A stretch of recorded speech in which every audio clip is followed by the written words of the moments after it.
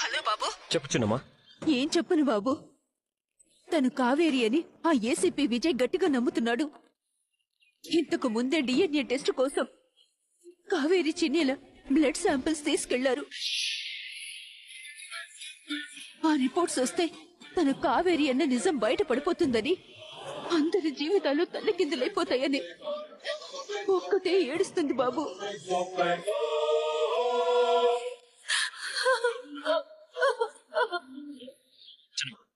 ఒకసారి కావేరికి నేను మాట్లాడతాను.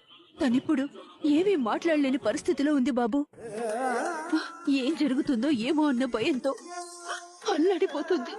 చిన్నమ్మా, నువ్వే తనకి ఎలాగోలా ధైర్యం చెప్పు. ఈలోగా బయటపడ్డానికి ఏదైనా మార్గం ఉందేమో అని ఆలోచిస్తాను. చిన్నమ్మా, ఇప్పటి వరకు బయటపడినంత